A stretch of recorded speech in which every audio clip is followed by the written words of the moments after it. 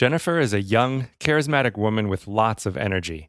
She is one of the apparently rare people who seem to be able to do it all. She is extremely organized, has an incredible work ethic, and also deeply cares about people. This combination of traits helped her advance very quickly in her career in people operations, people ops, earning her numerous promotions in just a few years and an offer to take on a high-level role as a regional director of human resources, HR. Jennifer accepted the offer and was very excited to jump right into her new role. Her goal was to make a noticeable impact in her first 60 days. She was well aware that there was a lot of work to be done, but this is what Jennifer lives for. Her primary motivator is making an impact, and she was very confident that there was tremendous untapped potential for the company and the nearly 900 employees she served. Her priority was to reduce employee turnover at the company, which had reached a staggering 55%. This was much higher than the average turnover rate for their industry. She knew that after accounting for the costs of hiring and lost team productivity, the Gallup organization estimates the true cost of losing one mid-level employee is approximately the annual salary of that employee. So she used a simple formula for determining the true cost of turnover for the company: number of employees times average non-C-suite salary times turnover rate, and calculated that turnover was costing the company over $28 million per year. She realized that just getting the turnover rate down to the industry average of 25% would save her company over $15 million per year. One morning, after just a few weeks with the company, she was reading an exit interview conducted with an employee who had recently left. The interview provided some helpful clues for understanding the cause of the high turnover at the company.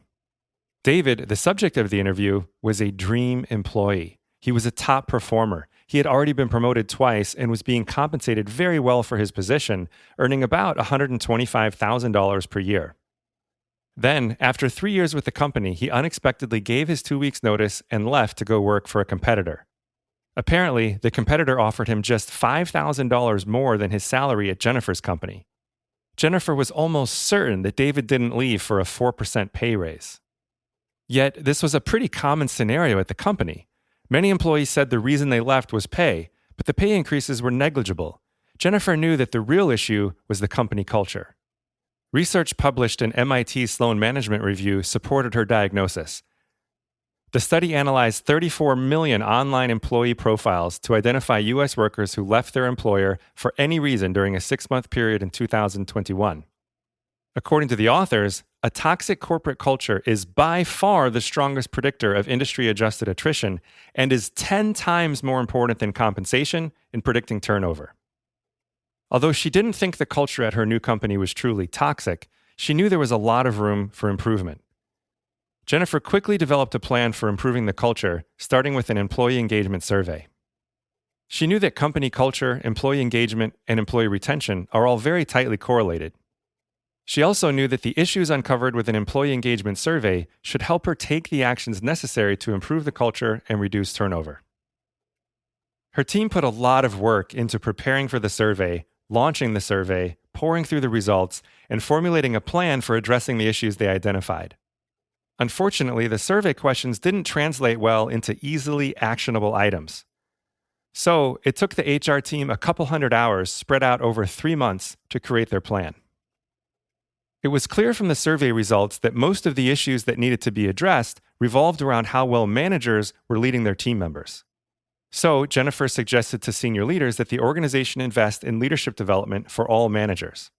The senior leadership team was motivated to reduce the $28 million cost of turnover and agreed to invest in leadership training. However, the budget for the training was limited and wouldn't be available for at least 3 months. The HR team did the best they could given the time and budget constraints.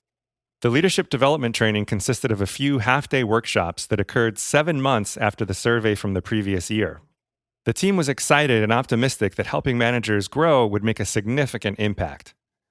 The workshops seemed to be a hit. The feedback from the managers was almost all positive. 5 months after all the managers had attended the workshops, a year after the previous survey, Jennifer looked at the turnover numbers. Her heart nearly broke. Annual turnover had actually increased to 58%.